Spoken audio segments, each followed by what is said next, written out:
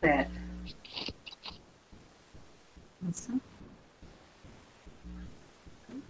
Bom dia a todos e todas. Bom dia para todos que estão nos acompanhando ao vivo aqui na transmissão do canal do YouTube do STI da Universidade Federal do Maranhão. Estamos iniciando mais um dia da primeira jornada de combate ao racismo no ensino superior, estudantes indígenas e afrodescendentes. O evento é completamente virtual, que está acontecendo ao longo dessa semana, iniciou na segunda-feira, dia 21 de setembro, e é uma das 26 ações selecionadas pela Cátedra Unesco contra o racismo na América Latina.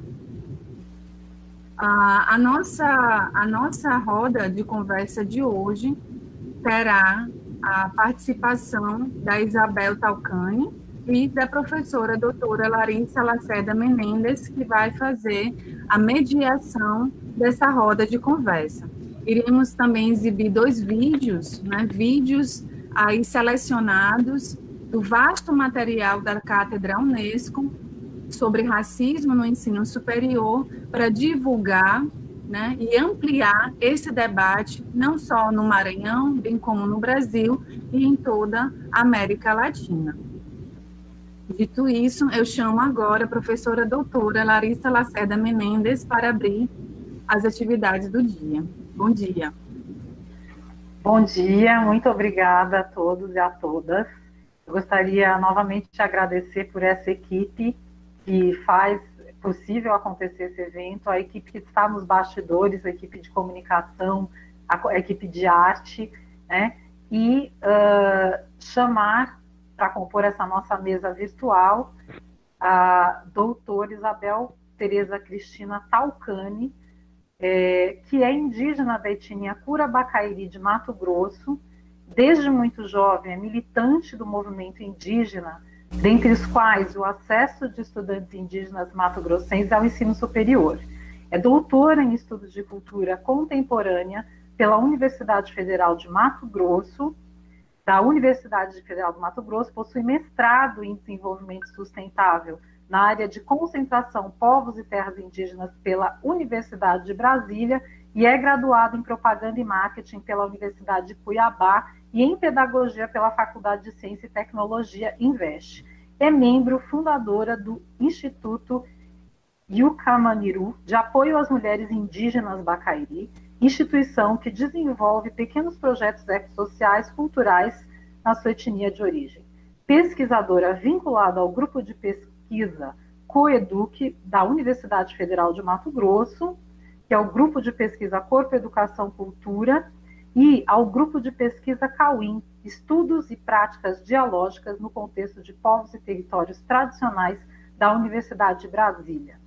Atua como professora na Escola Estadual Adão Toptiro, localizada na aldeia Abelhinha, terra indígena Sangradouro, do povo indígena Chavante, e na formação de professores no projeto Saberes Indígenas nas Escolas, Rede Universidade Federal de Mato Grosso. Então, é com muita honra que eu chamo Isabel para participar dessa nossa mesa, e a Leice. Seja bem-vinda, Isabel, à nossa mesa virtual.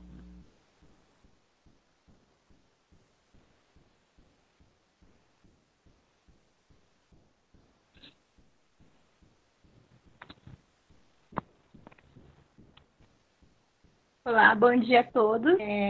Eu estou muito feliz de estar com vocês, E a gente tem que usar os textos, que a Unesco estão disponibilizados, Mas também vou falar um pouco da minha trajetória acadêmica, como que foi isso também, Então, o texto eu escolhi para falar nessa oficina, É um texto do Wagner Roberto do Amaral, que tem o seguinte título: A presença indígena roga educação superior e possibilita o enfrentamento ao racismo e também E também trago a minha vivência como estudante indígena pertencente ao povo Acairi do estado do Mato Grosso. Então, esse texto eu acho muito interessante porque ele aborda o que é ser o estudante indígena dentro de uma universidade, né? E o primeiro ponto que quero destacar é o racismo histórico-estrutural desse texto, né? Não tem como negar o período colonial do Brasil, o qual submeteu povos indígenas e os africanos. Além de que pesquisadores de estudos culturais, a exemplo de Aníbal Quijano, nos aponta que, embora a colonização como sistema vigente tenha sido encerrada nos países que foram colônias de exploração, é mantido o colonialismo nessas estruturas de poder, de ser e saber. Portanto, conforme Quijano, o colonialismo é uma ideia mental, fundada na colonização que perdura até os dias atuais.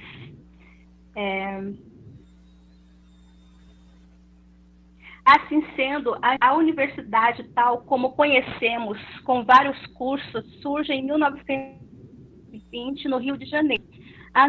Anterior a esta, foi fundada em 1808, a Instituição de Ensino Superior Escola de Cirurgia da Bahia.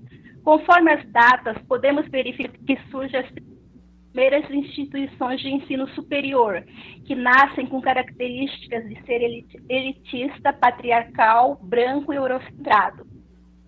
Mantendo-se dessa maneira excludente por longo tempo, o que começa a ser modificado somente em 2004, quando a Universidade de Brasília implementa cotas para indígenas e afrodescendentes. Em agosto de 2000, publica lei de cotas nas universidades públicas para pessoas que têm baixa renda.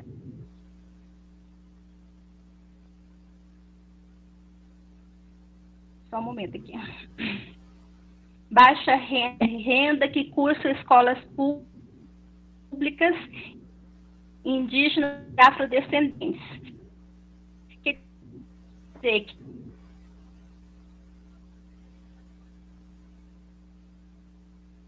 cota para a entrada de alunos no ensino superior. Nesse período histórico, eu quero localizar as pessoas nesse tempo da existência da universidade e a exclusão desses povos. Quero destacar que a abertura das portas da universidade para esses povos não foi nos dado essas vagas. É fruto de muita luta das lideranças e organizações indígenas. Várias vezes o acesso ao ensino superior foi negado aos povos indígenas. E posso falar por mim. Eu atuava na militância do movimento, em que participava de reuniões junto aos outros estudantes indígenas na loja Arte. Na época existia a preocupação de nós indígenas da FUNAI, como estágios da Semana do Índio, por exemplo. Temos as escolas da rede pública e particular para falar da cultura indígena. De maneira geral, a cultura indígena de maneira geral. Quando a gente vinha das aldeias, a FUNAI sabia que a gente estava lá, na cidade. E eles procuravam, as pessoas, os trabalhadores, os funcionários da FUNAI, procurava que a gente mantesse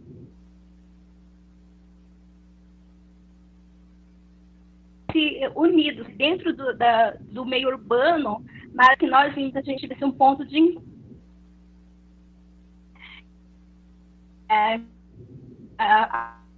a FUNAI, chamado Arte Índia, que vendia produtos dos artesanatos indígenas.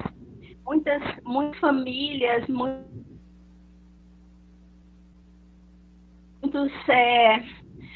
sobreviveram vendendo artesanato dentro dessa aula da FUNAI.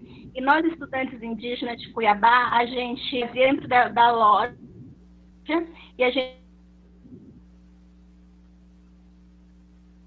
participava de vários eventos promovidos pela Índia, como Semana do Índio e conscientização indígena, né?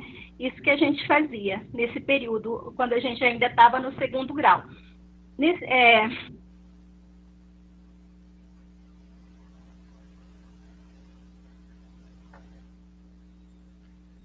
Bom, Isabel ainda está aí, eu acho que caiu a conexão, né? Então, a gente vai aguardar o retorno da Isabel na reunião. E, enquanto isso, eu queria explicar que essa é uma questão do nosso evento. A Isabel teve falta de luz na aldeia, ela teve que se mobilizar até a cidade e está num hotel para conseguir participar desse evento, né? Isso também nos faz refletir sobre essa dificuldade, né, que já é o próprio acesso para poder dar espaço para falar sobre racismo no ensino superior. Eu vou ficar aqui em contato com a Isabel, vendo se ela consegue retornar para a reunião, né? E gostaria, então, de comentar alguns pontos da fala dela, em que ela coloca esse racismo estrutural que existe na nossa sociedade, né? E aborda também o pensamento decolonial como um ponto importante para pensar na questão do racismo, né? E para especificar melhor e mostrar como esse racismo acontece, eu vou pedir para o Sansão Ategal colocar o primeiro vídeo, que é da Joana Célia Passos, professora da Universidade Federal de Santa Catarina e do Centro de Ciências da Educação. Esse vídeo está disponível no site da Unesco, e assim como todos os textos. Laura é uma estudante negra no curso de Direito. O professor de Laura diz a ela que ela traz prejuízo ao Estado por estar cursando o ensino superior. Laura é negra. João, um jovem estudante do curso de designer, tem seu cabelo black comparado a um ninho capaz de esconder coisas. Essas duas situações são situações protagonizadas por professores do ensino superior brasileiro. Essas duas situações convidam os estudantes negros a se retirar do espaço acadêmico, como se a universidade não fosse um lugar para eles. Que medidas, então, podem ser tomadas nessas situações? O ingresso dos estudantes negros e indígenas no ensino superior brasileiro por ações afirmativas tem colocado em xeque a branquitude da universidade brasileira e da sociedade brasileira como um todo. E como é possível reverter a situação? Falar sobre o racismo. Discutir o racismo estrutural e institucional, que está na formação docente, que está nas relações sociais no campus universitário, que está na produção do conhecimento quando tem uma base eurocêntrica sendo privilegiada nos currículos dos cursos de graduação e de pós-graduação. O enfrentamento ao racismo é uma responsabilidade institucional. As universidades precisam assumir cada vez mais a sua responsabilidade pela erradicação do racismo no ensino superior. Esta não é uma ação exclusiva de negros e indígenas ou de pesquisadores desses campos de estudo, mas é uma responsabilidade cada vez mais da sociedade como um todo e da universidade institucionalmente.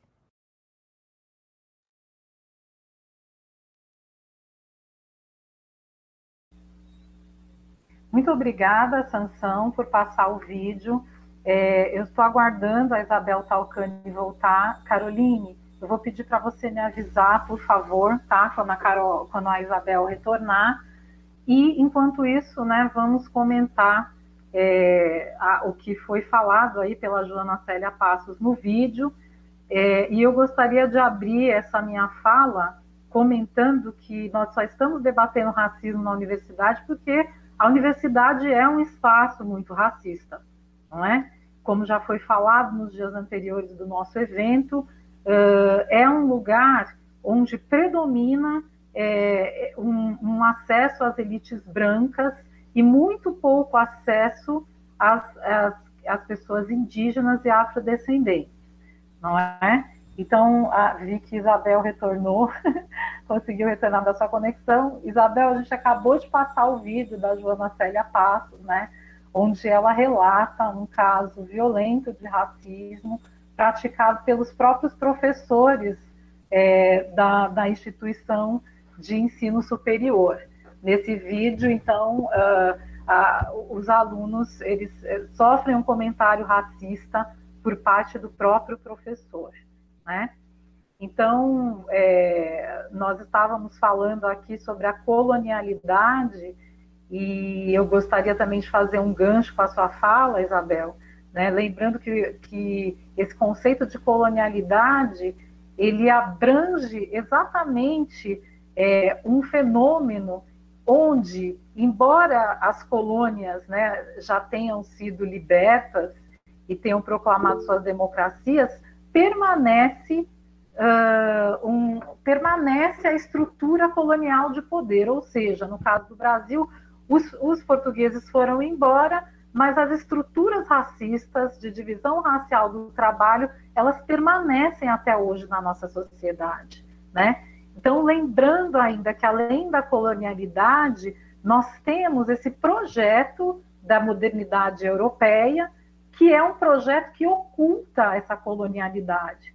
Então, a gente pode dizer que enquanto o Renascimento europeu estava lá no seu esplendor, o lado oculto do esplendor da modernidade é justamente a colonialidade, ou seja, a escravidão das populações africanas, das populações indígenas, e todo esse projeto de modernidade, ele oculta esses fatores que subsidiaram a riqueza desses países europeus no seu esplendor, né? Então, é dessa perspectiva que a gente comenta os textos e o próprio texto, né, da Rita Potiguara, que é um texto por uma educação antirracista nas universidades. A Rita Potiguara, ela fala, né, da falsa democracia racial no nosso país e dá margem para a gente fazer essa reflexão sobre a colonialidade. Então, eu queria também pontuar que essa colonialidade, ela passa pela colonialidade do poder, né? Então, nós estamos num país que hoje o nosso governo, ele se sente autorizado a fazer um discurso onde ele responsabiliza os caboclos e povos indígenas pela destruição ambiental do nosso país, né? E quando o governo se sente autorizado, ele está dentro dessa estrutura colonial que responsabiliza de uma forma racista novamente os povos indígenas e afrodescendentes, né, pelas mazelas sociais do nosso país. Então, esse racismo, ele sempre colocou os povos indígenas e afrodescendentes como os responsáveis, né, por um projeto malfadado de capitalismo, que é esse capitalismo tão desigual, né, como está escancarado agora nesse momento de pandemia.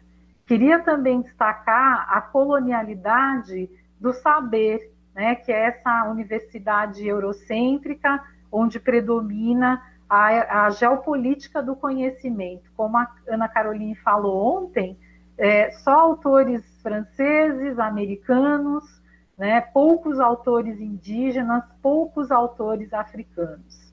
E destacar ainda a principal questão, que é o combate ao racismo, que a Rita Potiguara fala, que são os projetos de pesquisa e extensão que a universidade desenvolve, os pequenos espaços como esse ou outras disciplinas que abordam artes indígenas e africanas, né, que são uma forma de combate a esse racismo institucional.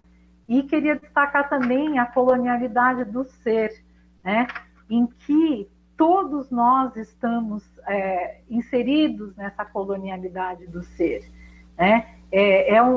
O próprio branco, que se acha branco na América Latina, ele reprime, ele silencia suas raízes ancestrais.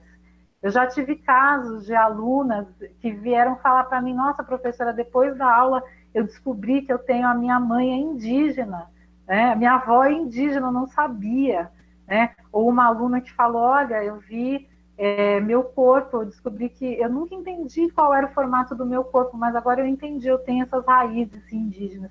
Então, esse silenciamento das raízes ancestrais, né, essa ferida colonial onde o branco se acha europeu, mas ele não é europeu, né?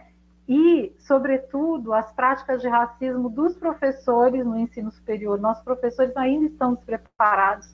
A informação de que temos, por exemplo, 305 etnias indígenas no nosso país, 274 línguas, né, essa diversidade cultural, ela ainda não chegou para os professores da universidade, né, quiçá para a sociedade em geral.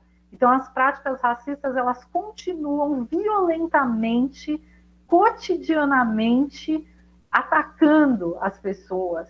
E quando uma pessoa indígena, uma pessoa afrodescendente, ela rompe todas essas barreiras e ela consegue chegar no ensino superior, ainda assim, essa pessoa sofrerá cotidianamente a sua violência. Essa violência cotidiana do racismo, que para os brancos ela não é percebida, né?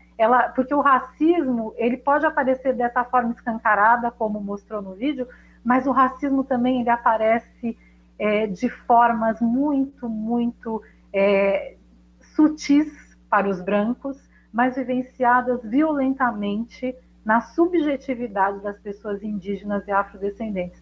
Então, nesse momento, Isabel, eu penso em chamar o vídeo, né, se você permitir, que é o vídeo do Eric Miller Lima, da Universidade Federal de Mato Grosso, que é Terena, né, para em seguida, Isabel, novamente passar a palavra a você, porque quem pode falar de racismo e como ele é vivenciado cotidianamente é só quem vivencia. Muito obrigada.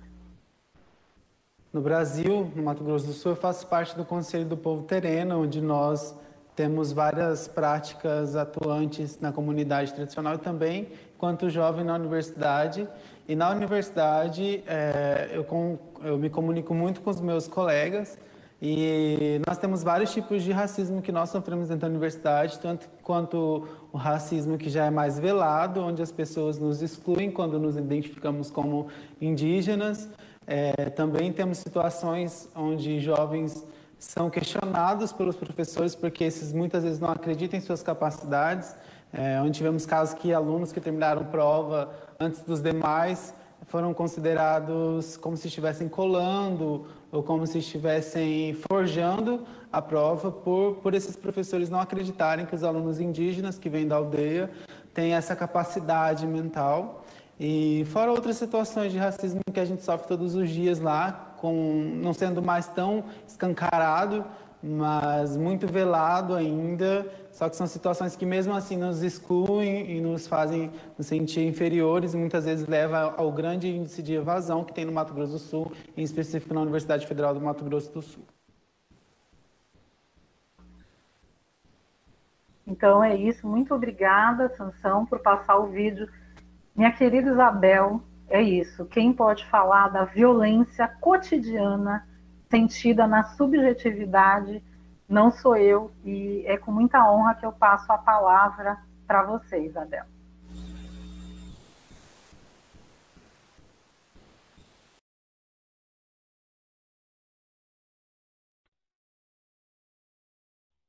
Oi, então, eu não sei até onde aqui da conexão. Eu não sei até onde que estava. Você pode retomar aonde que eu estava, mais ou menos? Porque eu fui falando e eu não sabia que eu estava fora do ar. A sua fala, Isabel, ela parou exatamente no momento em que você estava falando um pouco da trajetória, né, dos estudantes para conseguir acessar o ensino superior. Mas, enfim, então você se sinta à vontade para retomar da onde você achar necessário.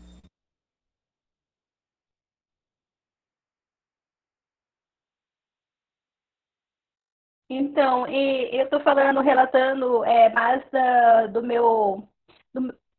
do lugar de onde estou, né? Do grupo que eu participei, né? Como estudante indígena vindo da aldeia. E na época, essa universidade particular, antes dessas cotas, né? A gente ainda estava no movimento de que tá dentro de uma IBD, né? Alguns estudantes de várias etnias, né?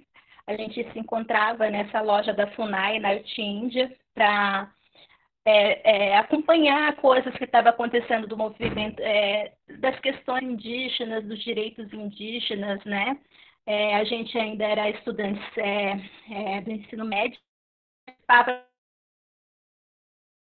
várias coisas e aquela coisa de viver em comunidade, de estar próximo das pessoas indígenas, né? De estar praticando o nosso idioma, né? No meio urbano, né? Não nos diluímos ali, né? Porque isso também é questão assim de que a identidade que coloca na identidade é um posicionamento político, né? E nós já viemos com essa consciência, né? Saímos da nossa aldeia com essa consciência que nós estaríamos nas cidades, mas sendo Bacairi, sendo Pareci, sendo Mutina. Por isso que nós nos conectávamos, né, com outros estudantes ali em Cuiabá.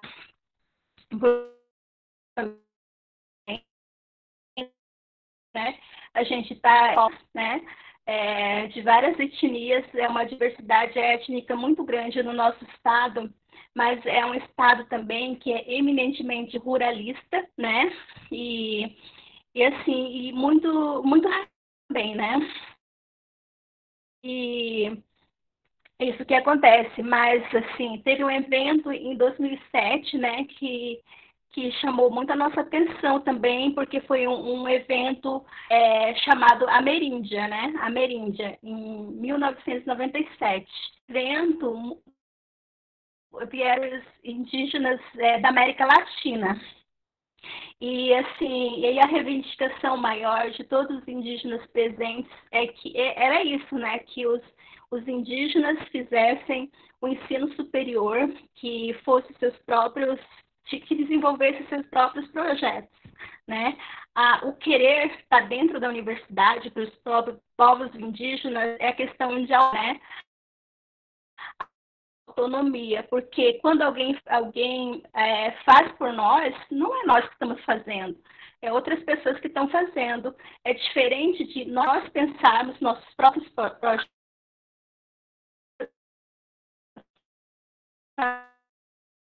fazendo nossos próprios projetos. E em várias áreas de conhecimento, alguns não terminaram, a gente teve até bolsa de permanência, na época foi uma bolsa internacional da Alemanha, que a gente teve bolsa permanência da Alemanha, e de um grupo de escoteiros, foi um grupo de escoteiro que apoiou, né, para a gente ter bolsas, para a gente permanecer na cidade,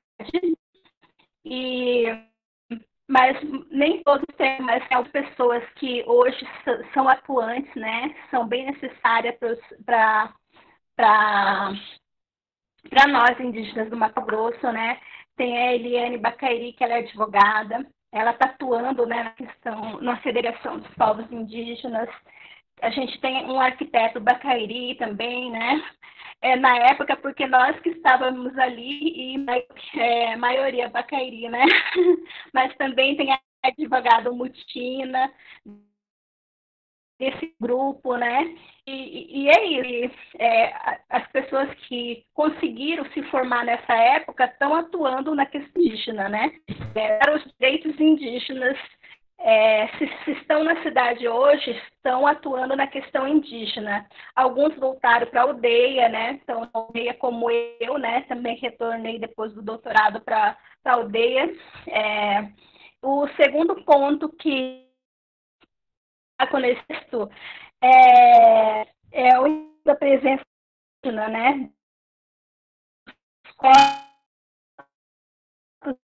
indígenas e conforme esse autor.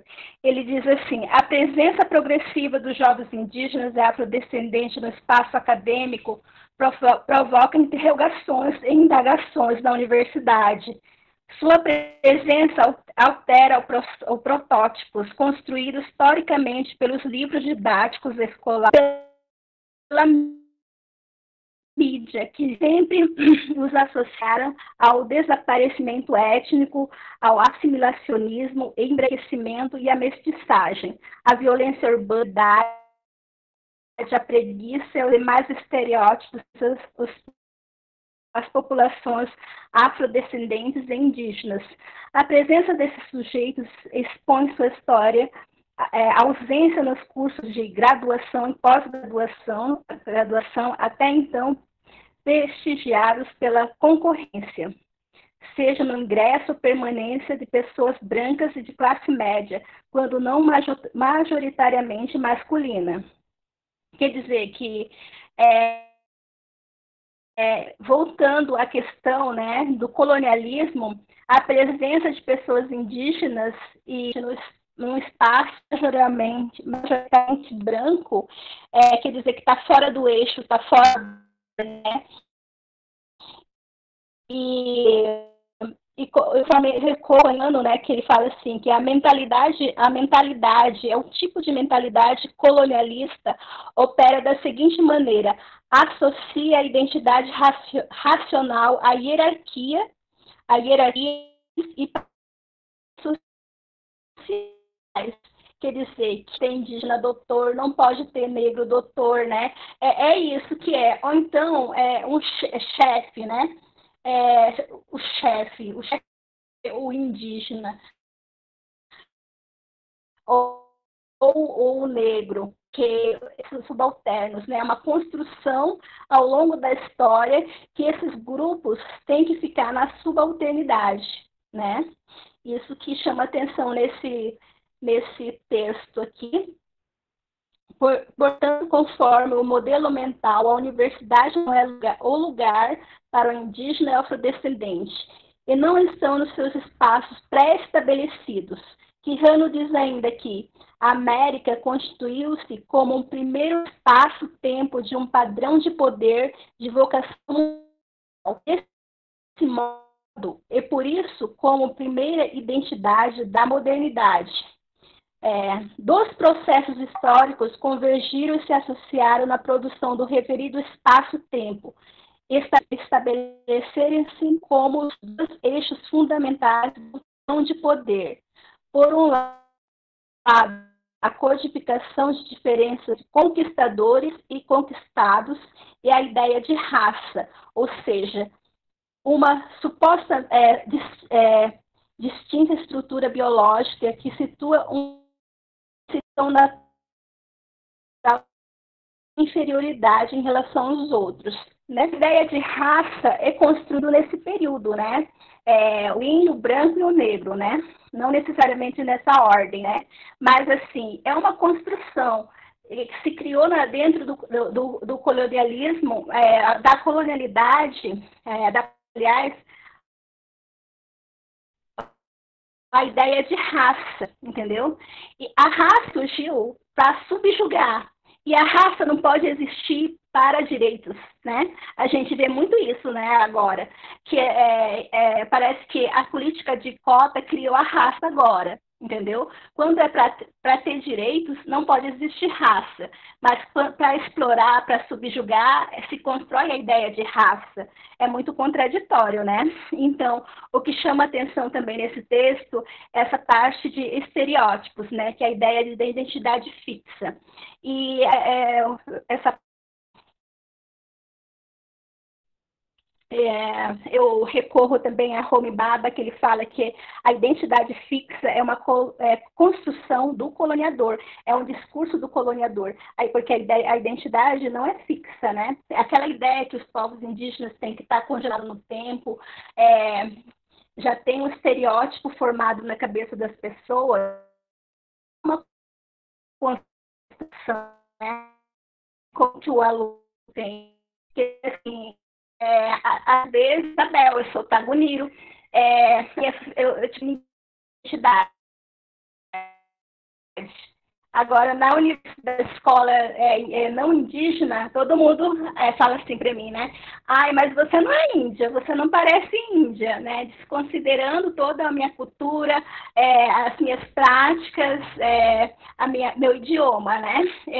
Brincadeira com o índio, né? Porque lá dentro da comunidade ninguém nunca questionou identidade.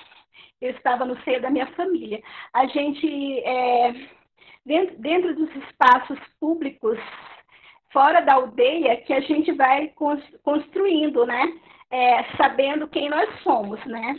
E também nos defendendo, né? A gente, meus avós, eles sempre foram muito conscientes disso, né? De falar pra gente, né? Vocês são Bacairi e não vai mentir que vocês não são indígenas em qualquer outro lugar, né? E é isso que foi nos orientado desde o princípio, quando a gente saiu da aldeia, né? E o meu povo, ele está em contato com essa sociedade há mais de 300 anos, né? Por muitas coisas, sofreu muito.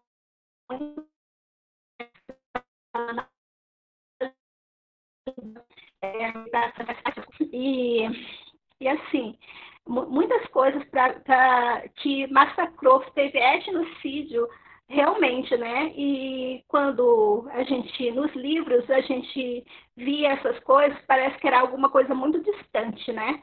E agora, nesse governo, né, a gente vê tudo voltando, parece muito retrocesso em relação ao etnocídio, né? Ao genocídio mesmo dos povos indígenas, da diversidade.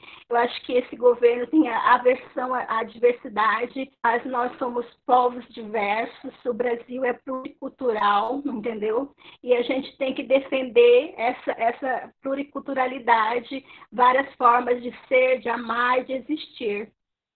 É isso que eu trago, assim, sobre da minha vivência e de como que eu penso sobre a questão acadêmica, né? A gente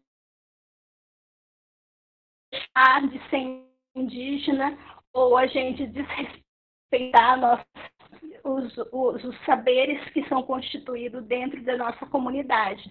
Mas a gente quer estar sempre desenvolvendo projetos próprios, né? Que a gente seja autônomo. E porque nesse conceito de colonialidade, às vezes até as próprias pessoas que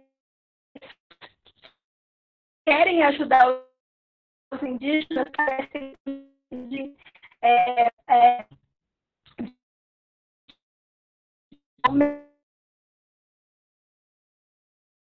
para mim, é uma mentalidade colonialista, entendeu? Eu acho que a pessoa que quer realmente ajudar os indígenas tem que dar espaço para os próprios povos indígenas fazerem seus projetos, dar mais autonomia. É isso que eu penso dessa forma. E, então, isso no ensino superior, né? E a gente está trabalhando hoje, estou trabalhando na aldeia, no ensino médico, né?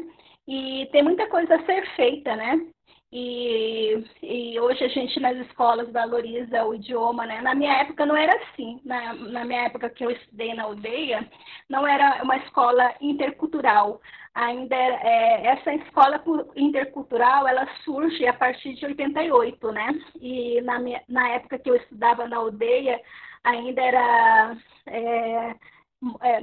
né? Monocultural, só do não indígena, né? A gente aprendia coisas não indígenas. Hoje as escolas são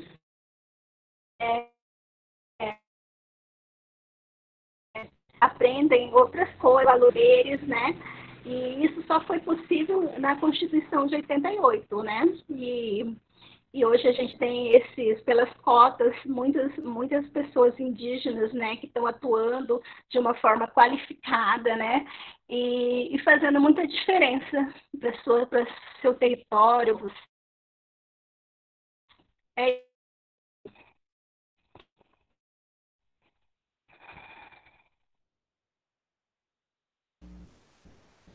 Tá bom, então, muito obrigada. É importantíssimo, né, Isabel, essas questões que você coloca, que realmente, né, apesar de tanta luta, quando finalmente o estudante indígena acessa o ensino superior, ele ainda tem que passar por vários processos de violência, né?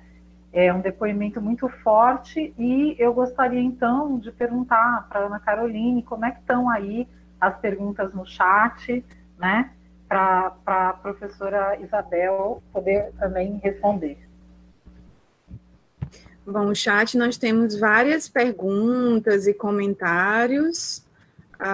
Eu vou selecionar um bloco de 4, tá bom? E aí a gente passa depois para as outras perguntas.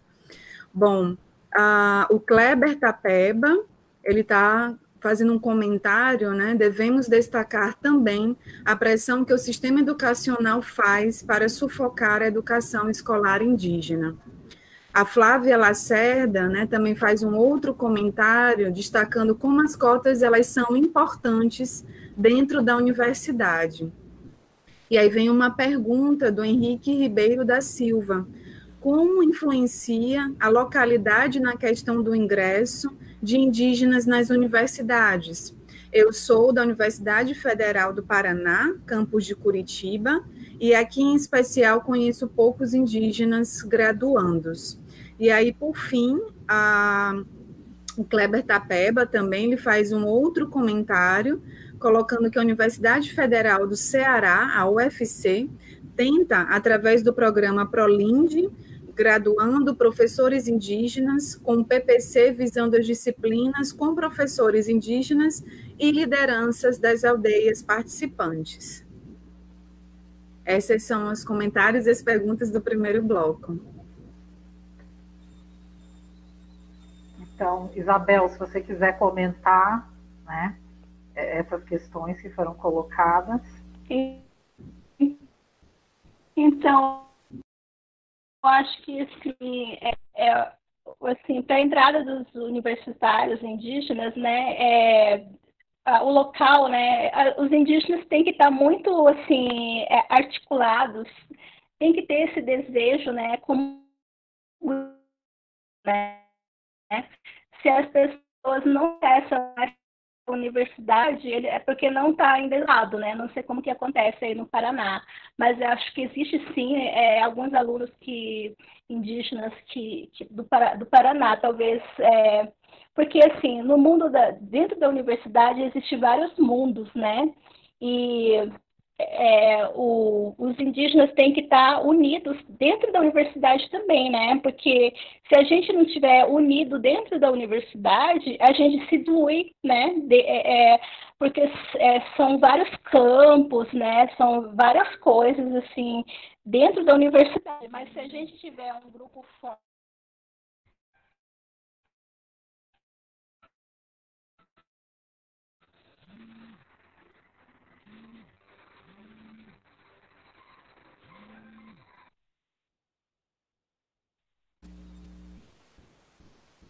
Ana Caroline, Flávia.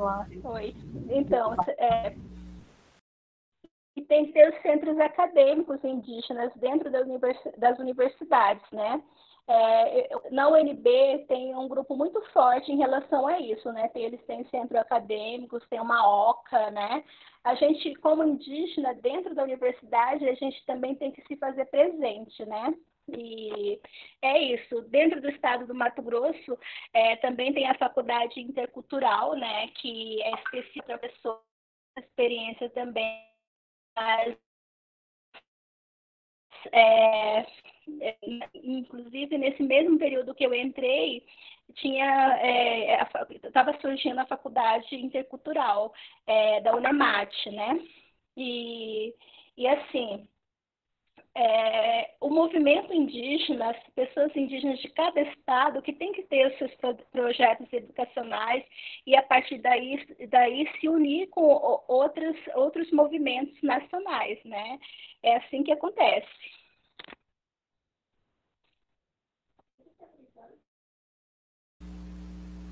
Muito obrigada, Isabel. Ana Carolina, você quer fazer a próxima rodada de perguntas do chat, por favor? Sim, a próxima rodada de perguntas, né, e comentários também. A Aline Oliveira, ela está relatando uma experiência que ela passou, né, que ela vivenciou. Certo dia, fui convidada para participar de uma aula em uma instituição particular. Ao finalizar a minha fala, um rapaz olhou prontamente para mim e disse: "Você é mesmo índia?" Como se não fosse verdadeiro todo o meu relato. Aí eu respondi: "Por quê?" Ele disse: "Porque você é assim, desenrolada, falando e etc." Ou seja, uma ideia que índio, entre aspas, não tem idade. E a Aline, em seguida, ela comenta a fala do Kleber, né, que eu li acima. Kleber, o seu comentário sobre o sufocamento da educação escolar indígena é muito pertinente. Temos o direito previsto em lei, mas não efetiva-se.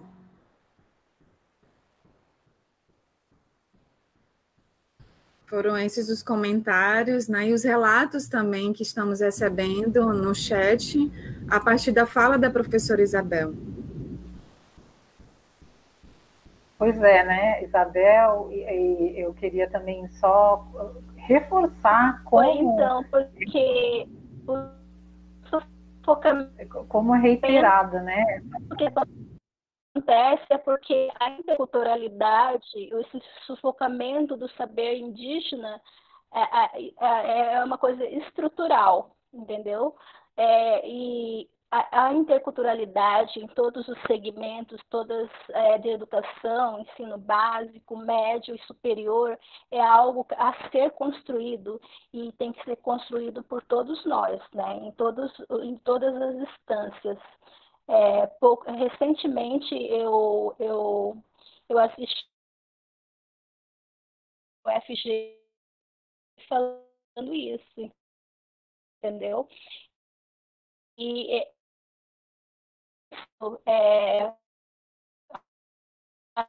ainda não é natural. E bem possível isso, a interculturalidade ela não pode acontecer de uma forma superficial. A interculturalidade tem que acontecer de uma forma profunda e estrutural. Ainda no Brasil é uma coisa a ser construída. Todos nós que estamos com esse interesse, nós temos que construir e batalhar pela essa interculturalidade, mas não de uma forma superficial, e sim de uma maneira profunda.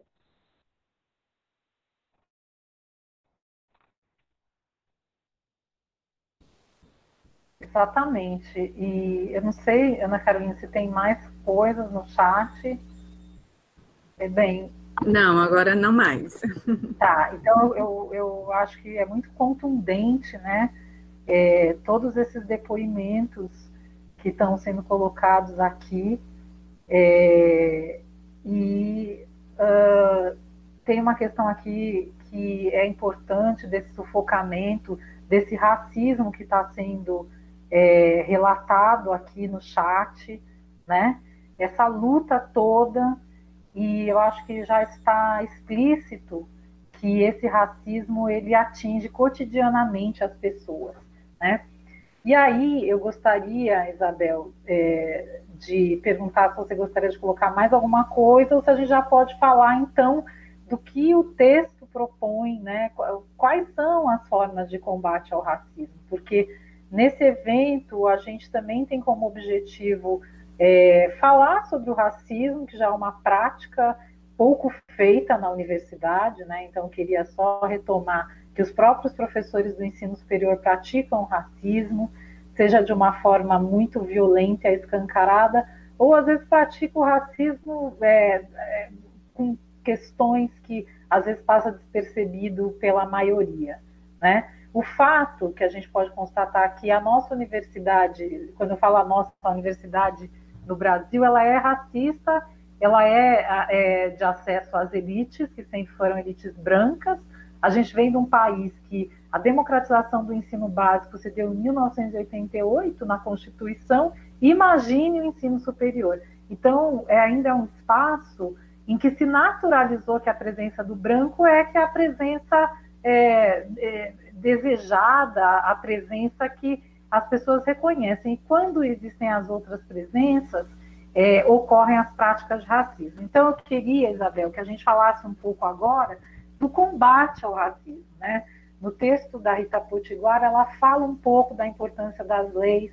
Eu queria destacar a Lei 11.645 de 2008, né, que é a lei que institucionaliza a obrigatoriedade do ensino da arte africana, indígena e afro-brasileira, cultura e história, em todas as esferas de ensino, no ensino básico, no ensino superior. Essa é uma ação que é de combate ao racismo, né? Gostaria de destacar também as ações de pesquisa e extensão, né, que elas são feitas, tá?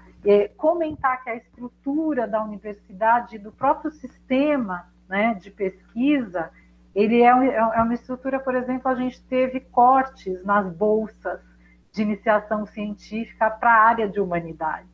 E tivemos uma valorização explícita, né, de bolsas para a área de tecnologia e inovação.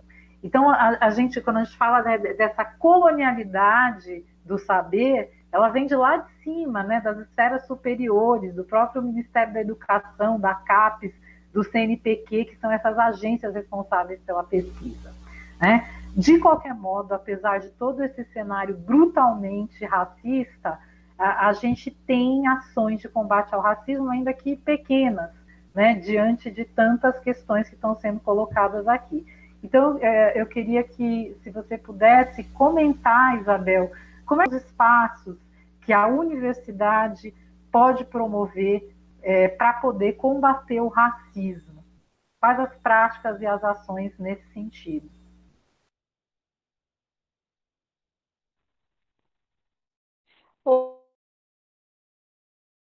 O que mesmo são essas parcerias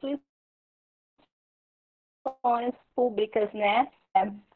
Como a Débora Diniz falou numa palestra, né? Por que você escolheu a vida acadêmica? Né? Porque a vida acadêmica não é difícil só para os povos indígenas ou o povo afrodescendente. A vida acadêmica ela é difícil para todo mundo, porque é um outro sistema, né, também, né? Poucas pessoas também se debruçam sobre isso. E, assim, as pessoas acadêmicas, em algum momento, foi feliz, né? Ela falou desse jeito. Eu achei aquilo lá interessante, né? E dentro, apesar desse racismo todo, essas dificuldades todas, A universidade, alguns departamentos, eu posso falar assim, do Mato Grosso, ali, né, onde estou, elas sempre apoiaram os povos indígenas no movimento, né? Espaço do Museu Rondon, apesar do museu ser uma coisa colonialista, né? A presença dos povos indígenas dentro da universidade, seminários, né? E eventos para a universidade sempre trouxe os povos indígenas para os seus espaços ali, né? Dentro das áreas de humanas. E agora, no período de pandemia, eu estou com umas experiências. Nós estamos desenvolvendo, né, da UFMT, um programa de podcast que chama Áudio Zap Povos da Terra, né? Com informações de coronavírus, né? Nesse período de pandemia. E isso aí foi, desculpe, muito importante para os alunos, né? Para os alunos de comunicação, muitos alunos de comunicação, e mesmo estando no Mato Grosso com essa diversidade toda, eles não tinham contato com os povos indígenas, porque os áudios são falados, né, na Livânia, Bacairi, Pareci, e Bororo,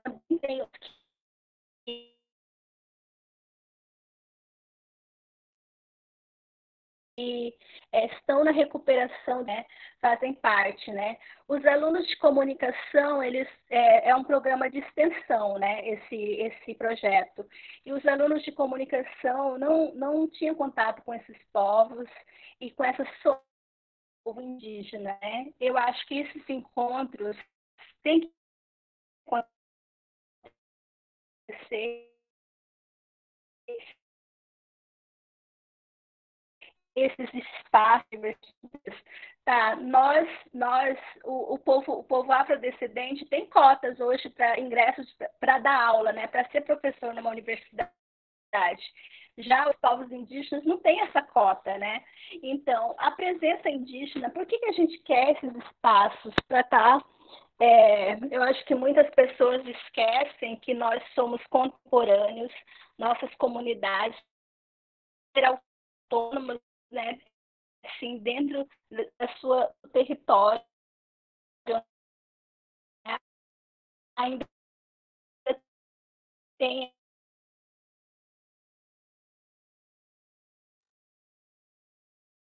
enfrentamento do racismo, né? Organizar estratégias institucionais que visibilizem afirmativamente a presença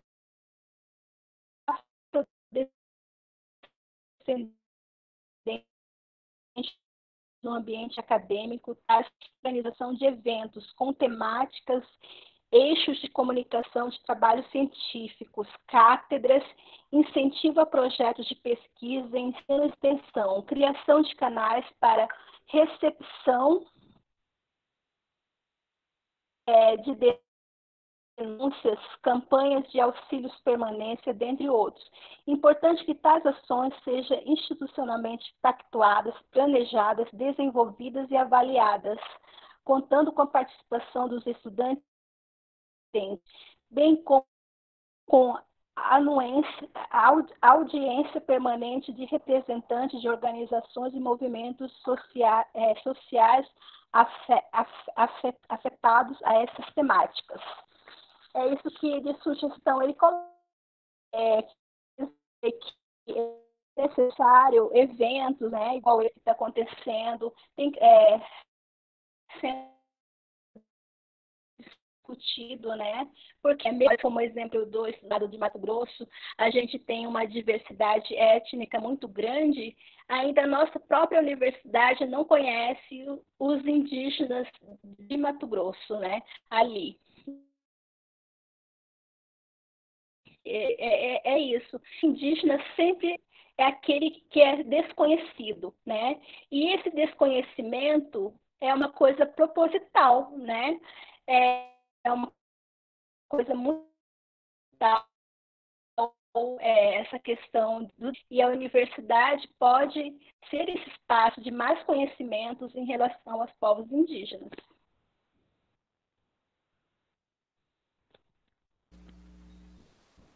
Exatamente, né? A gente percebe isso, essa desinformação, que isso foi falado ontem também, a questão dessa invisibilidade construída, não é mesmo, Isabel? Então a gente continua tendo que falar, olha, são 305 etnias, são 274 línguas. Se a gente passar para os professores universitários, se eles sabem qual é a proporção da diversidade cultural dos povos indígenas do Brasil, eu acredito que a maioria desconhece, né? Então, essa invisibilidade que ela é realmente proposital, como você falou, né, Isabel?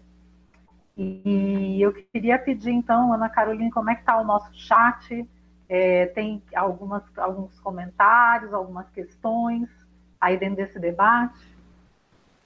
Nós temos alguns comentários, né? Nós continuamos com os comentários do Kleber Tapeba, da Aline Oliveira, do Cássio Mendes. O Kleber, né? Ele coloca que nem sempre, ou quase sempre, esses direitos, né, que a Aline estava se referindo, eles são respeitados, né, ou deixados à parte. A Aline aponta que em Alagoas, a Universidade Estadual aderiu à Prolind em 2010. Após a primeira turma, foram 4 anos de luta para que houvesse uma nova. Ela coloca também, aponta que o governo reduziu em mais de 50% a verba prevista para esse edital.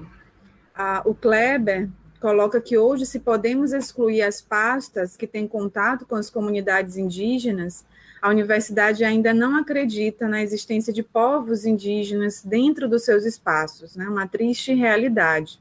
E ele complementa, e as pastas da universidade que têm contato com as populações tradicionais são muito poucas. O Cássio Mendes comenta que esta rede de comunicação social ampla tem que acontecer em todos os territórios e direitos garantidos e respeitados. Foram esses os comentários mais recentes a partir da fala da professora Isabel e da professora Larissa.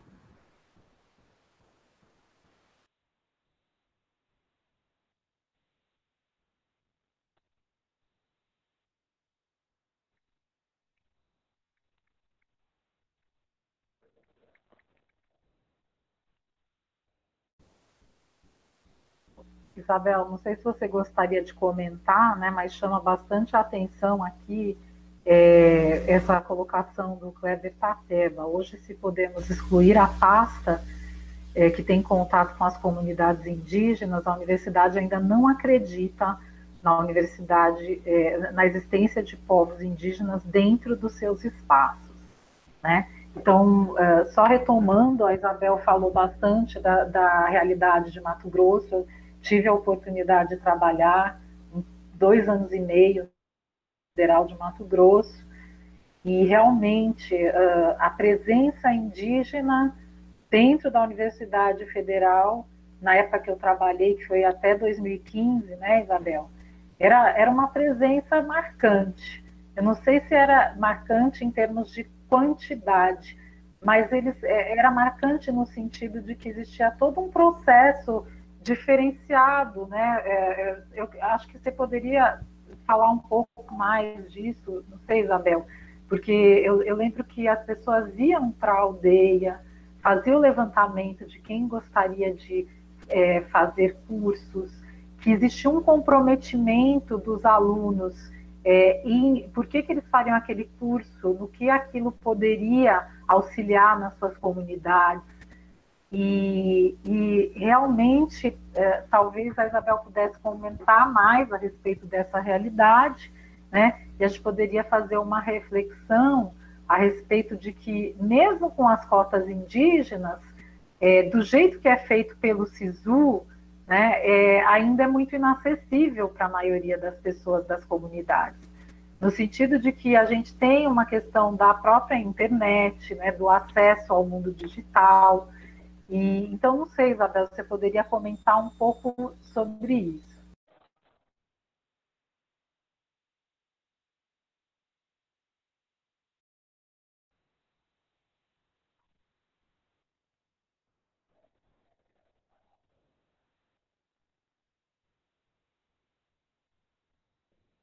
Oi, é que eu não consigo. Larissa, você é que eu não consegui ouvir muito bem só algumas partes. Está falhando muito a transmissão, Isabel, mas eu queria que você falasse um pouco disso, Oi, né? alô. Como é que era o acesso dos estudantes? Eu não sei se está me ouvindo. Está me ouvindo? Agora sim. Ah, tá. É que eu não estou conseguindo ouvir muito bem, mas é isso, né? Aqueles projetos assim com vagas, né, sobre vagas, porque antes dentro do sistema da UFMT era assim, era vagas criadas, né? Não era igual acontece ali reserva de vagas hoje nesse sistema do SISU, né? E era vagas nos cursos que as comunidades queriam, né? A estratégia, né? Na área de saúde, educação, da agricultura, né? Era assim um desejo da comunidade, né? E da comunicação também, né? Hoje assim, né? E da cultura, né? É um desejo da comunidade, era a partir do desejo da comunidade que os alunos entravam, assim, né? Uma estratégia da comunidade. Hoje em dia é aberto, né? E qualquer indígena pode fazer, mas naquele tema que dos primeiros, quando a UFMT começou, ela me pareceu um pouco mais eficaz, porque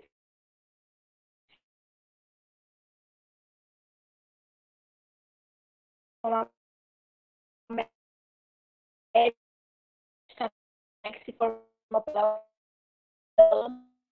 indígena, assim, também pessoas indígenas ou que não em ligação com as comunidades, mas se autodeclaram indígenas, nós temos o SISU, né? Como diz assim. Mas também eu fico pensando assim, lógico que nós também, as aldeias, a gente reivindica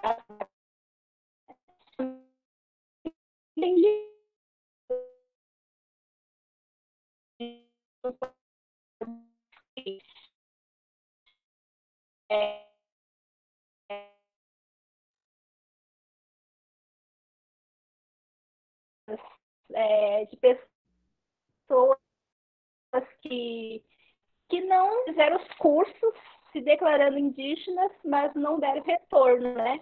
Eu acho que isso é mais da consciência política mesmo, é, consciência de classe, vamos dizer assim, de classe, porque às vezes nem todas as pessoas têm essa consciência de classe. E a gente pode ver isso nesse Brasil atual, não só dos indígenas, mas como de todas essas pessoas.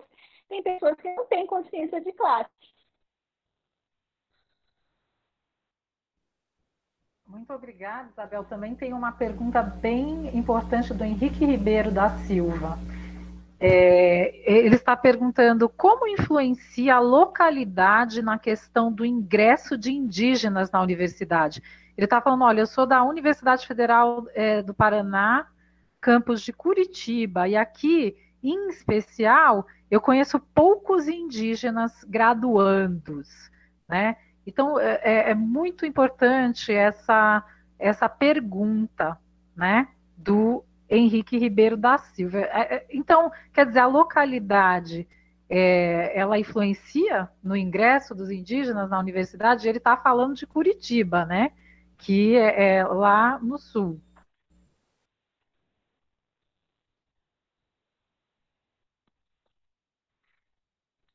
Então, eu acho que a localidade não influencia muito, não. Porque, assim, eu conheço algumas pessoas que, sabendo da vaga, né, mesmo em sendo indígena do Mato Grosso, foi fazer, entendeu? Fez agroecologia, né? Eu acho que a falha e a divulgação das vagas, né? Eu acho que o que está acontecendo é o erro de comunicação, né? Eu acho assim que aqui no Mato Grosso mesmo, tem muitos que são caros,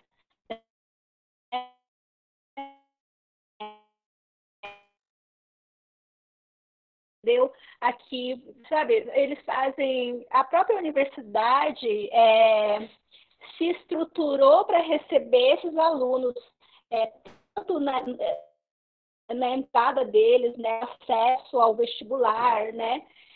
Eu acho que a própria universidade tem que criar estruturas para ter alunos indígenas, né?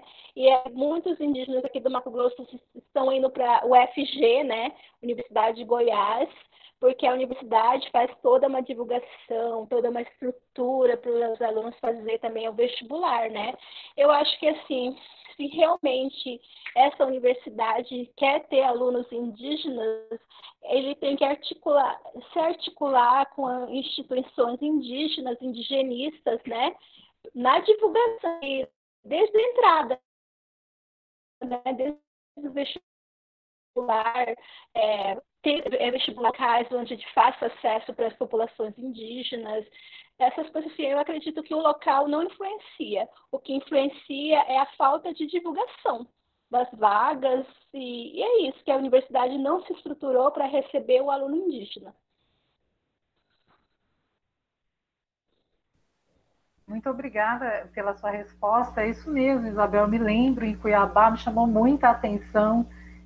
Os alunos, eles recebiam um apoio, existia uma casa, né, que acolhia eles tinham todo um acompanhamento na Universidade de Brasília também, né? E esse processo novo de lidar, que foi implementado pela Universidade de Brasília, pela Universidade Federal de Mato Grosso, foi um processo implementado à custa de muita dor, de muito sofrimento, né? De alunos que anteriormente tinham ido para a universidade sem apoio nenhum e muitas vezes ficam muito abalados, porque tem toda essa questão da família que já foi colocada ontem, né? Ou em alguma das mesas, acho que foi na mesa de início, a professora Ana Carolina falou, quer dizer, o aluno ele fica longe da sua família, longe da sua comunidade, e a gente tem relatos de consequências desastrosas, né? Não só de evasão de curso, mas de adoecimento e até morte de alunos indígenas por conta desse processo violentíssimo, que é você sair da sua comunidade, você sair do seu ambiente cultural, da sua língua, das suas tradições, e ir para um lugar que não está preparado nem um pouco para lidar com essa diversidade, né? Então, nesse sentido, vale destacar mesmo que vai muito da iniciativa dessas universidades, elas podem nos servir de exemplo, né? De exemplos com êxito nesse sentido de não apenas adotar a política das cotas, mas também de realmente fazer com que os alunos indígenas consigam acessar, permanecer e concluir os seus cursos, né? E aí a gente tem mais alguma questão? Como é que está aqui no chat, Ana Carolina?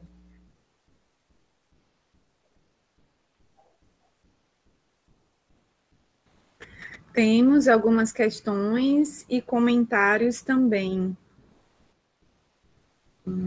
Do Matheus Farias Almeida, ele faz uma pergunta, né, para as professoras. Professoras, na sua opinião, qual é a melhor iniciativa possível para combater o racismo institucionalizado nas universidades, sejam elas públicas ou privadas? Outros comentários que foram feitos aqui no chat também, da Lívia Lacerda. Poderia-se pensar em cotas proporcionais para cada região, aumentando em regiões que têm maior população indígena, ou criar vagas sem reduzir o total. O Kleber Tapeba comenta a fala do Mateus, né, da pergunta do Mateus. O racismo vem de um preconceito. Quando nós não conhecemos, fazemos do outro uma visão de acordo com a nossa educação de mundo. Logo, se temos uma visão curta, nosso conceito assim será. O Rony Mendes, né, desculpem, se houvesse uma visita a povos indígenas para os graduandos de diversos cursos, a fim de conhecer a realidade deles, vocês acham que diminuiria o racismo na universidade? São essas os nossos Ana comentários. Caroline, por gentileza, você pode repetir, porque Isabel caiu a conexão. Isabel, você conseguiu escutar as perguntas? Não, eu caí, a minha internet caiu, estou voltando agora, não ouvi. Então, por favor, a querida Ana Caroline, repita as questões. Tá bom, vou repetir sim. O Matheus Farias Almeida, né, está perguntando, professor, opinião, qual é a melhor iniciativa possível para combater o racismo institucionalizado nas universidades, sejam elas públicas ou privadas? A segunda pergunta, do Rony Mendes. Se houvesse uma visita a povos indígenas para os graduandos de diversos cursos, a fim de conhecer a realidade deles, vocês acham que diminuiria o racismo na universidade? E aí nós temos alguns comentários, né, como da Lávia Lacerda. Poderia-se pensar em cotas proporcionais para cada região, aumentando em regiões que têm maior população indígena, ao criar vagas sem reduzir o total. E aí um comentário, uma pergunta também, a gente poderia dizer. E o Kleber Tapeba também faz um comentário da fala do Mateus, né? Mateus, o racismo vem de um preconceito. Quando nós não conhecemos, fazemos do outro uma visão de acordo com a nossa educação de mundo. Logo, se temos uma visão curta, nosso conceito assim será. Foram esses comentários e perguntas do chat para a professora Isabel. Então, uma das coisas que eu acho assim, que assim, um grande avanço nesses últimos tempos é essa implementação da cultura indígena e afrodescendente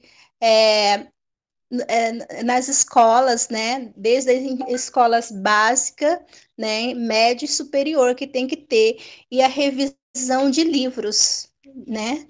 E a produção dos próprios indígenas.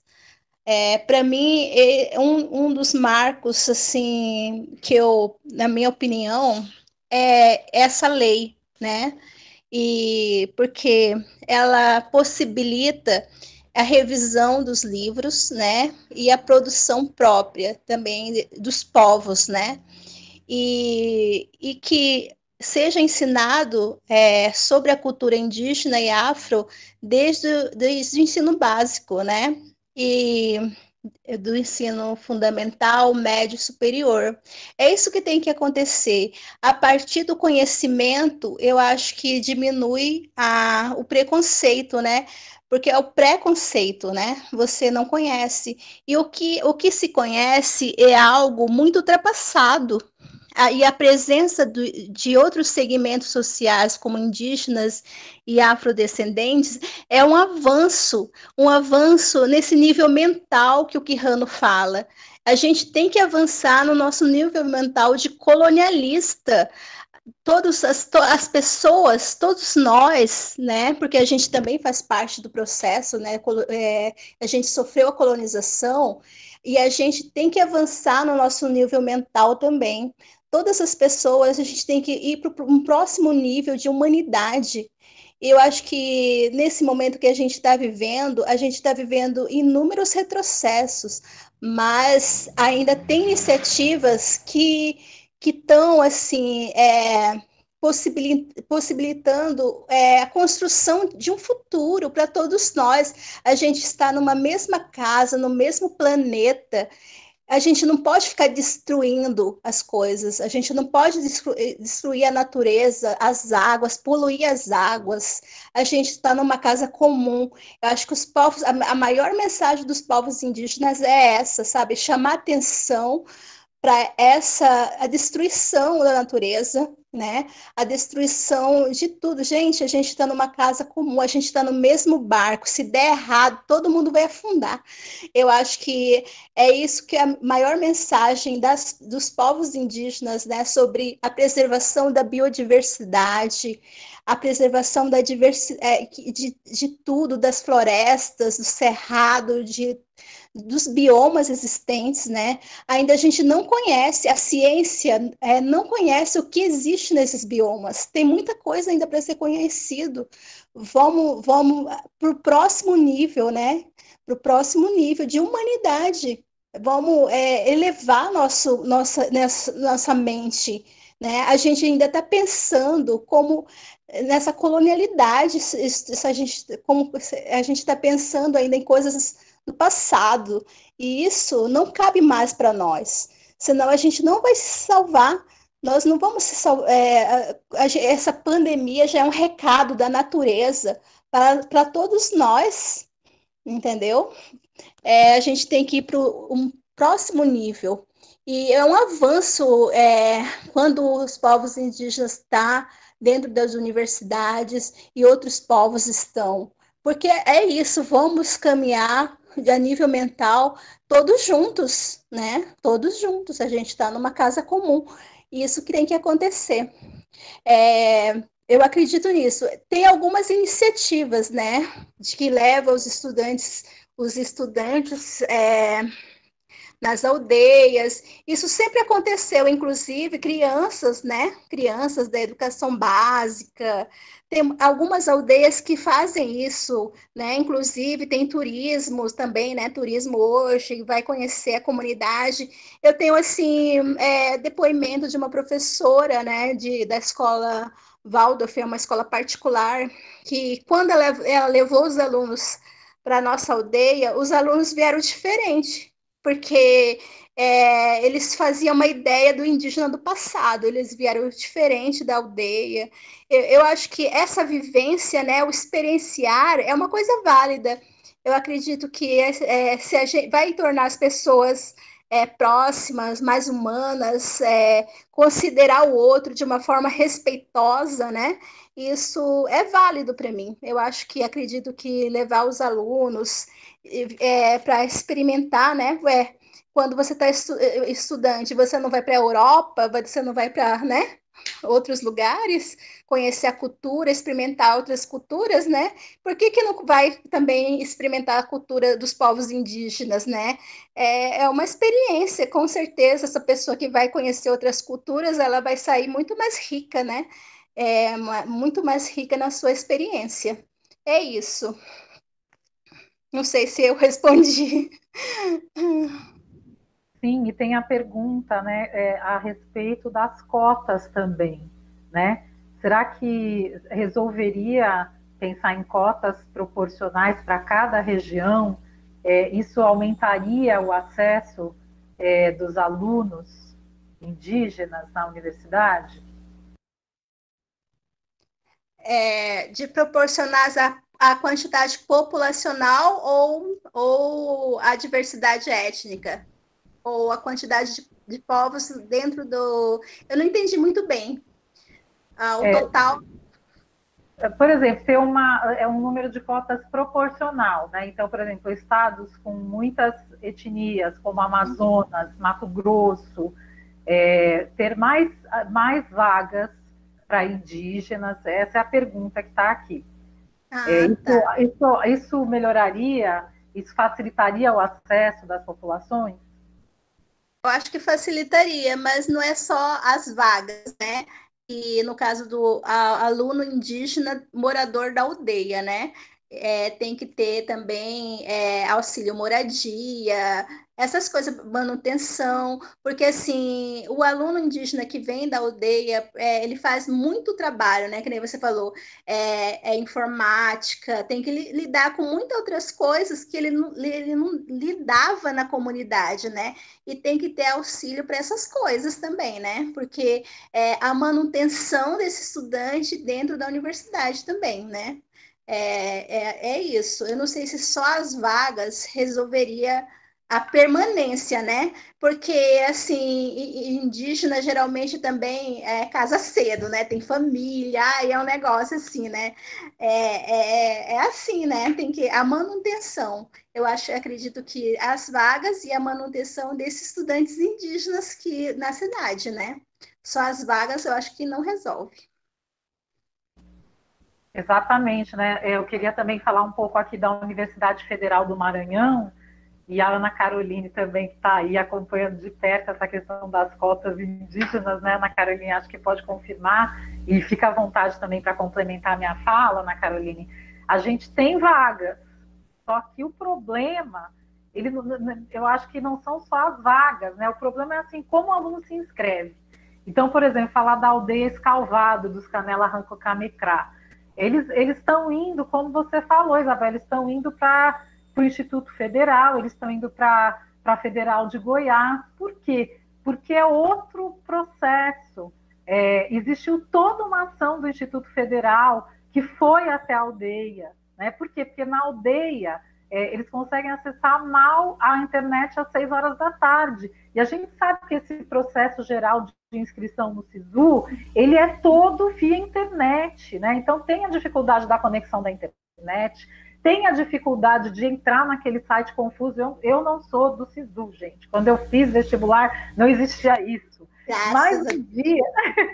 Mas um dia eu entrei no SISU, achei aquilo tão confuso para mim. Eu fiquei pensando, gente, imagina um estudante, às vezes a língua materna, né, falando dos Canela Ranco-Camecrá, da aldeia Escalvado, a língua materna dele é outra, e aí ele tem que ter internet, ele tem que aquela confusão para se inscrever, para pedir isenção de taxa de inscrição. Então, quer dizer, não é um sistema acessível, né? Não é porque a cota está lá que ela está acessível. E a gente já deu exemplos nessa conversa de hoje, de que quando existe uma ação específica, como na Federal de Brasília, na Universidade de Brasília, na Federal de Mato Grosso, né? Esses exemplos, ele permite o acesso. Então, realmente, não basta apenas ter a cota. Uma outra forma para fazer, e aí entra outra questão que a Isabel já colocou. Aí depois que esse aluno conseguiu passar, quer dizer, ele vai fazer a matrícula, ele vai se deslocar da comunidade para a cidade,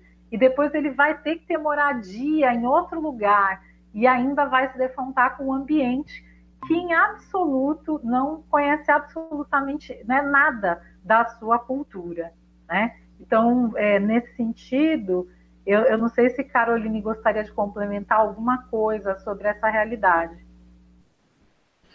Sim, sim, Larissa e professora Isabel, é só ratificar mesmo o que vocês estão colocando, né? Não é só a cota.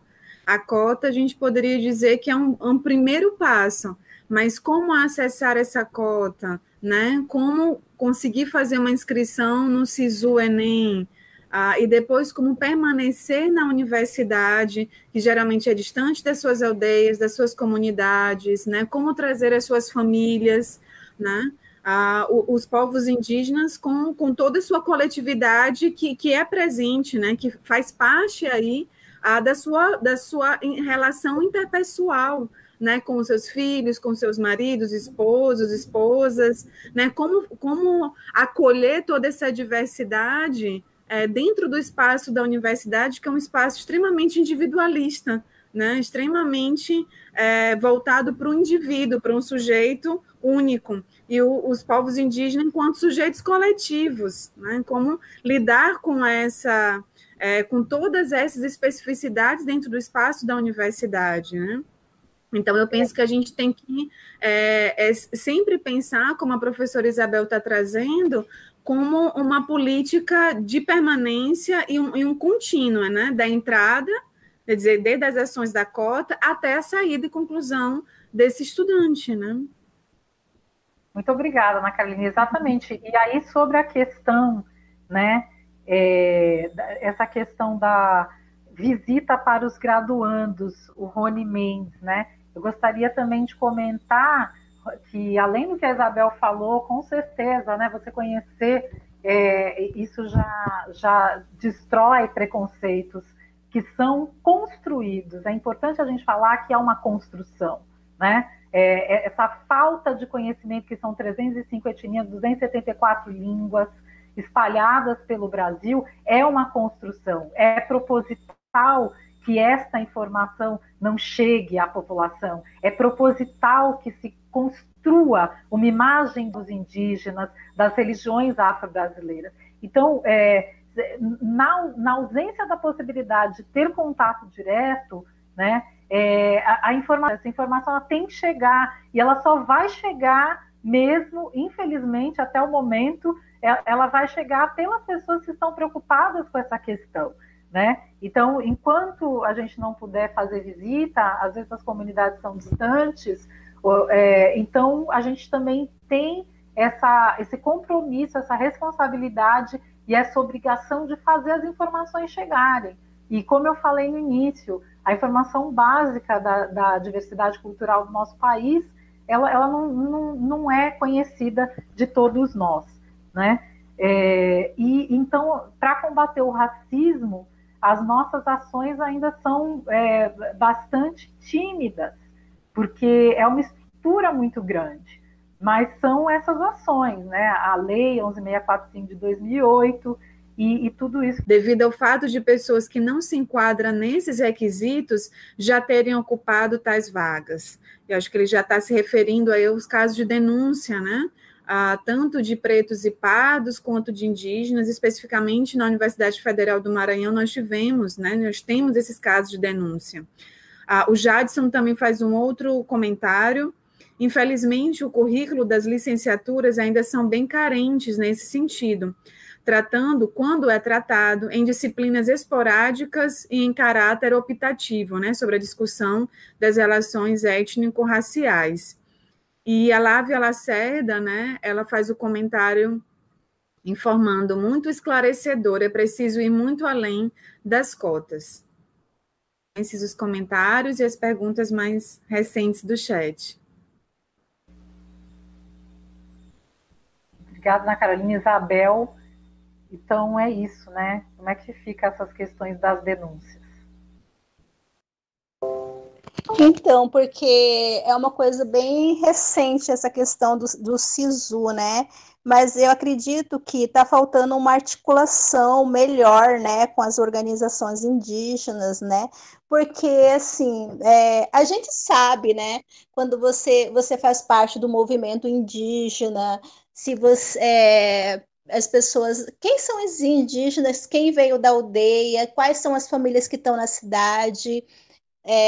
a gente tem essas informações, assim, né? Pelo menos a nível local que eu tô falando, tipo assim, Cuiabá, os povos, né? Tipo assim, que nem o cuiabano fala assim, você é gente de quem, né? Você é parente de quem, né?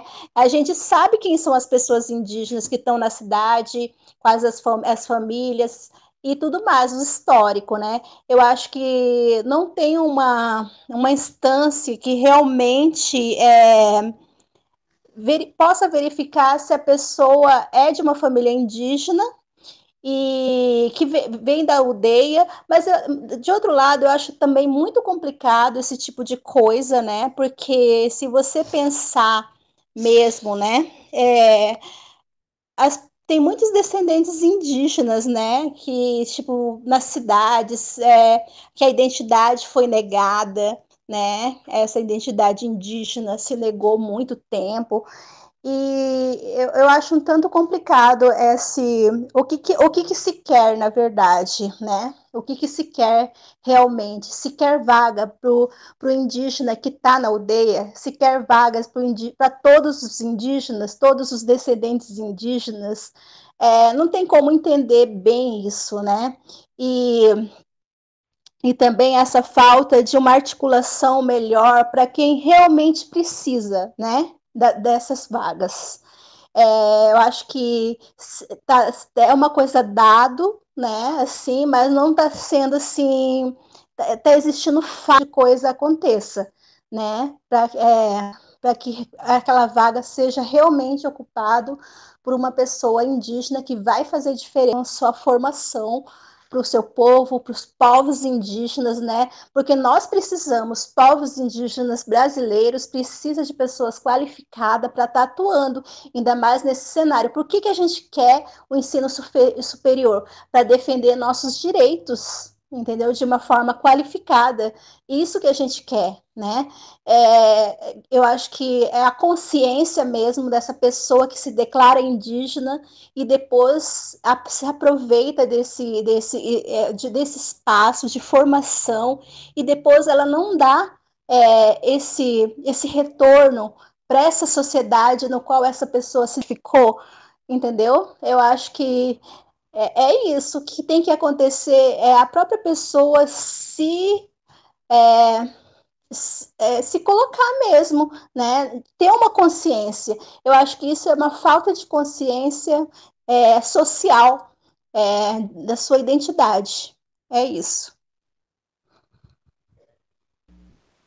Muito obrigada, Isabel. E também tem essa questão, né, que foi colocada pelo Jadson, sobre fortalecer essas políticas da formação inicial e continuada de professores na perspectiva das relações étnico-raciais. Então, aqui a gente pode falar que realmente, né, como já foi colocado, existem timidamente algumas iniciativas.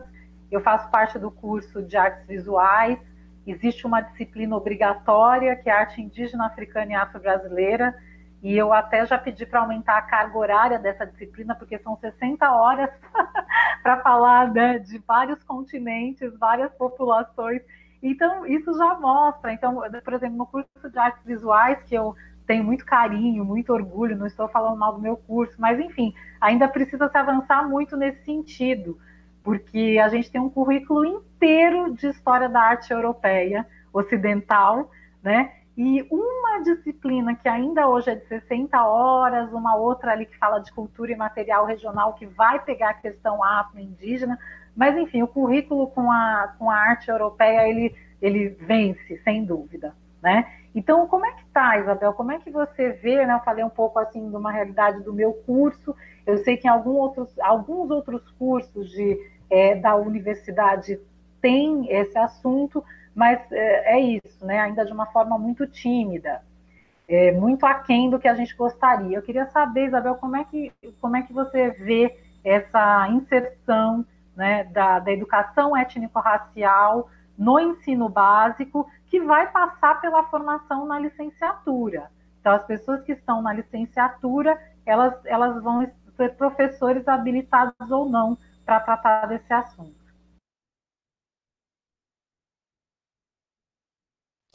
Então, recentemente foi extinto, né? O MEC extinguiu o SECADI, né? Que era um departamento que trabalhava com a diversidade e os povos indígenas, né? E dentro desse SECADI tinha um projeto que Saberes Indígenas nas Escolas, né? Que algumas universidades acessaram esse projeto, né? Dentre elas, a UFMT, né? Eu vou falar do meu lugar, né, que eu conheço, não sei como que é em outros lugares, mas esses saberes indígenas nas escolas, ele é coordenado aqui no Mato Grosso pela professora Beleni, e esse ano eu entrei nesse projeto, né, mas são ações muito legais que eles fazem, né, porque primeiro ensina os professores sobre o povo que habitou o local, como, por exemplo, Cuiabá foi território do povo Bororo, né? Tem que conhecer aquele povo que habitou aquele lugar, né? Assim, os municípios, porque os municípios, há um apagamento, né?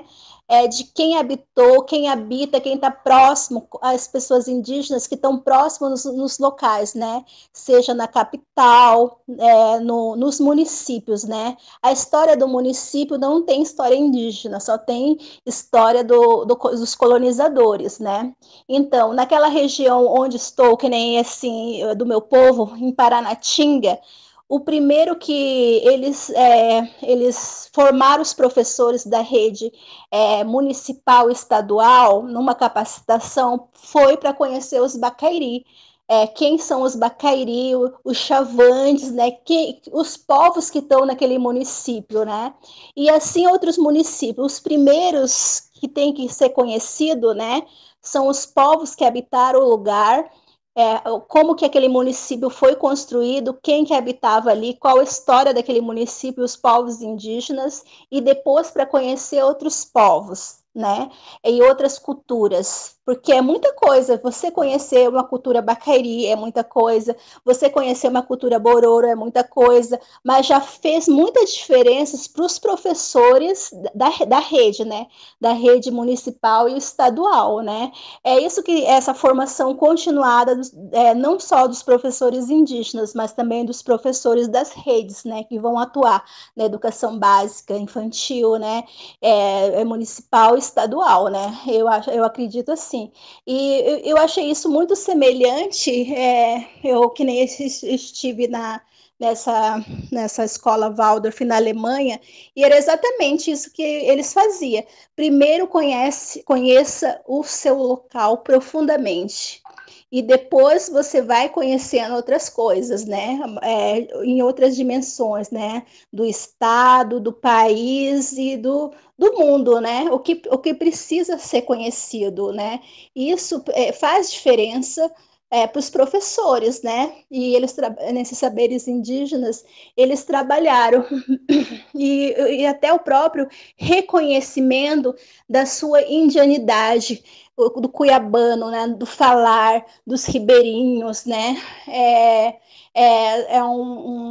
ações muito bacanas, né, e eles fizeram a apresentação depois, né, ali em Cuiabá tem os ribeirinhos que... Às vezes a própria pessoa, que é um problema das cotas, né, que já foi colocado aqui, porque a cota, ela realmente tem várias questões, né, Isabel, quando você coloca assim, mas quem é afinal que tem que usar essas cotas? É o indígena que está na aldeia? Ou é aquela pessoa que está na cidade que ela passou por um processo tão violento, né, para pagar a sua memória indígena? Para quem é? Né? Para quem é esse acesso às cotas? Então, fica aí essa problematização a respeito dessa questão, né, e dessas iniciativas, que são iniciativas de combate ao racismo e que devem ser problematizadas o tempo todo, né? E eu gostaria de saber, Carol, como é que está aí no chat, se tem alguma questão, algum comentário. Nós temos uma última pergunta, né, agora recente, a da Raquel Suleima Barros. Ela pergunta: como agir diante do racismo institucional?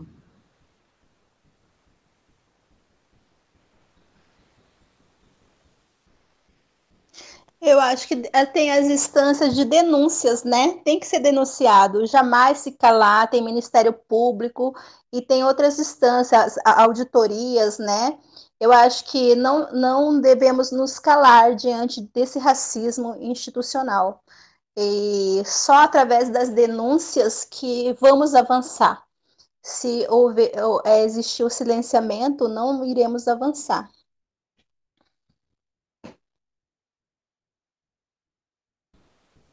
E eu gostaria também de fazer uma pergunta, né, para a reflexão de todos e todas que estão reunidos aqui. A gente, daqui a pouquinho, eu vou chamar a Ana Caroline para fazer o fechamento, né, do evento, para anunciar o evento das 18 horas, né?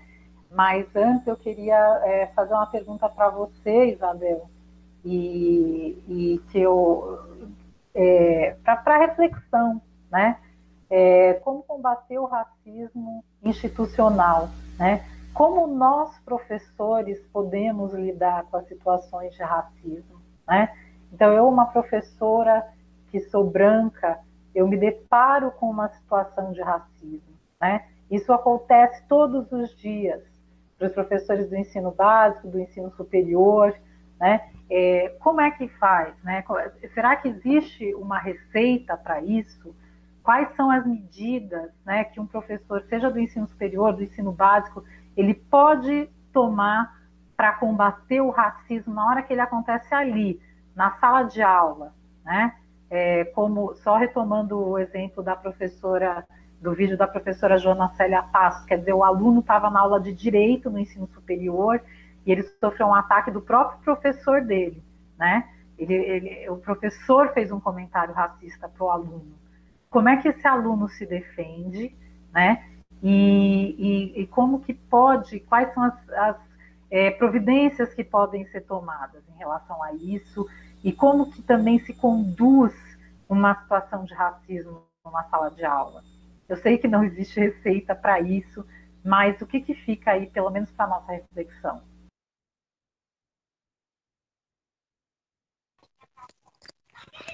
Eu acho que são essas ações que estão trazendo para a discussão, né, mesmo. Eu acho que é problematizando, né, a situação, a gente tem que conhecer profundamente que o racismo é uma construção, entender? É uma construção, né, de dominação. E eu acho que, como professores, né, eu acho que a gente tem que, problematizar sobre essa questão, né, porque existe diversidade, não existe pessoas inferiores, né, eu acho que a gente tem que problematizar a questão, né, por que está acontecendo desse jeito, por que não é de outro jeito. Eu acredito nisso, no diálogo, né, no diálogo. Só a partir do diálogo, né, às vezes a pessoa pode mudar do seu ponto de vista, né, e para isso a gente tem que estudar, a gente tem que profundamente sobre essas questões, né, que nem assim, eu até falei para você, né, eu sou uma pessoa indígena, né, eu sou uma pessoa indígena, mas não é o meu campo de estudo a questão do racismo, né? Eu estudei a questão de estudos culturais, mas eu não conheço profundamente a questão. E eu falo como uma pessoa indígena que vivenciou a vida acadêmica, né? E sofreu também, né? Não adianta ter uma pele.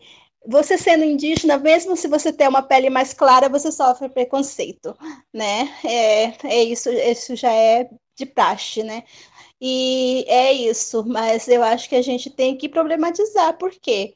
Porque a gente problematizando, trazendo informações, né, sobre essa questão que eu acho que a gente minimiza, né? A gente pode mudar o ponto de vista das pessoas, mas realmente a gente está num país que está se estruturando, parece, de uma forma muito violenta, né? E você, pelo menos nesse governo, eu sinto isso, sabe? Que a marginalização das lideranças indígenas, o preconceito real, descarado, né? Onde o presidente escancara de uma forma brutal, né? O seu racismo aos povos indígenas e outros povos, né? E, assim, para mim, isso não ajuda. Isso só dificulta a questão do racismo, né?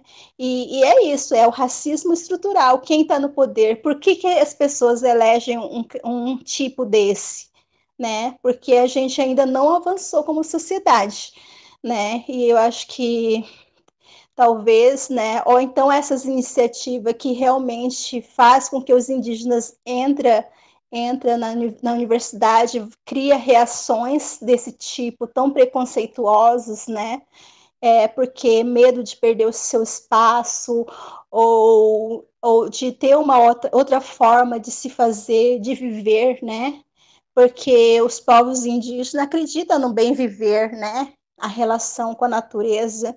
Os povos indígenas têm mais essa questão de ver o outro como seu igual, né? Como alguém, o outro como igual, de uma forma respeitosa, né? Respeitar os animais, as plantas, né? Porque é o meu parente ancestral, tem as plantas sagradas, né? Eu acho que os povos é isso, né? Eu acho que uma visão, né? Outro tipo de visão. Essa visão indígena é uma ameaça para esse sistema capitalista, talvez, como a gente fala assim, o Daniel Munduruku, né? Os verdadeiros comunistas são os povos indígenas, né? Talvez nesse sentido, né? O que se quer, eu acho que é isso, né? Do viver bem. Eu acredito que se a gente está nesse mundo, a gente tem que viver de uma forma plena, né? De uma forma plena, e não subjugando os outros.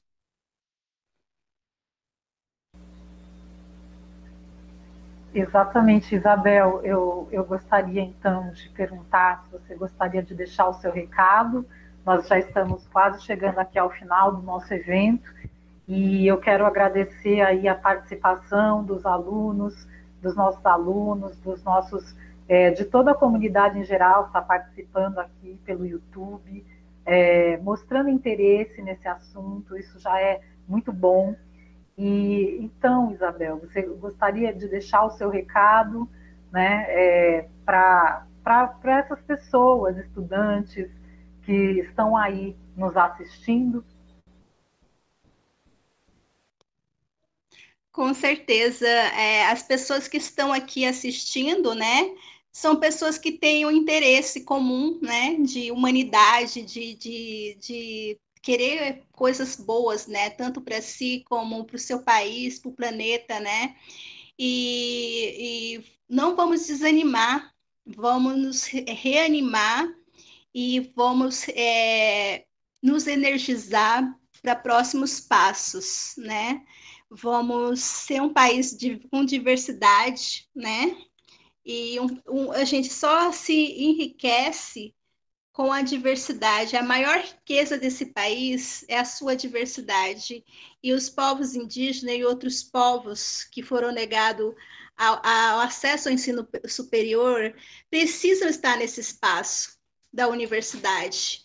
E estando nesse espaço, para que tenha assim um desenvolvimento, né, assim, intelectual que a gente busca nas universidades de uma forma tranquila, né? Eu acredito que todos nós que estamos agora aqui participando, a gente está em busca disso, né? E essa constância, né, do racismo é igual, eu acho que é igual a gente tem que ter todo dia, né? Todo dia tem que ser aquela coisa que a gente se pega fazendo alguma coisa que não seja legal ou uma coisa racista, a gente tem que. Cada dia, eu acho que são gotinhas, né? Que a gente não pode ser. Porque quando você é posto ali, né, no embate, que você vê, quando as coisas acontecem, que nem a Larissa falou todos os dias do racismo, aí que você vê. E a gente não pode desanimar, né? A gente não pode desanimar. E a gente tem que, eu acho que esse evento, ele dá uma força a mais para a gente continuar e tornar os nossos lugares melhores. É isso. Então, eu queria mais uma vez agradecer, né? A gente teve essa oportunidade, esse privilégio de ter você aqui hoje com a gente, doutora Isabel Talcani. Só lhe agradeço muito, Isabel. Esses espaços são muito importantes e eu espero que seja só mais um dos nossos encontros, dos nossos trabalhos. Muitíssimo obrigada, tá? E agora eu vou... Nada a ver. Então tá bom, gratidão. Então agora eu passo aqui a palavra para Ana Caroline, né? Agradeço novamente a toda essa equipe que está nos bastidores, muita gente trabalhando para esse evento acontecer, e peço então para a Caroline anunciar a nossa roda de conversa às 18 horas. Bom, queria também agradecer pelo privilégio de estar participando e poder ouvir a professora Isabel Talcani com sua grande generosidade, né? E seu conhecimento que nos inspira a dias melhores. Muito obrigada. Bom, dando continuidade à nossa jornada, nós teremos às 6 horas a roda de conversa intitulada As Ações Afirmativas e as Bancas de Aferição dos Autodeclarados Pretos e Pardos nos concursos e seleções de ingresso nas instituições de ensino superior. Vai ter a organização, né, do Dr. Carlos Názaro e do professor Dr. José Dias, né? E qual é o objetivo dessa roda de conversa? Será debater a emergência dos estudantes afrodescendentes no ensino superior e as ações afirmativas na Universidade Federal do Maranhão, na Universidade Estadual do Sudoeste da Bahia e no Instituto Federal Baiano, através do Núcleo de Estudos Afro-Brasileiros e Indígenas, o NEABI, bem como o Fórum de Raça e Povos Tradicionais do Território do CISAL e a Rede de Enfrentamento ao Racismo Institucional do Território do CISAL. Então, aguardamos a todos, né? Até mais, dando continuidade à nossa jornada. Muito obrigada. Muito obrigada, gente. Um bom dia. Bom dia.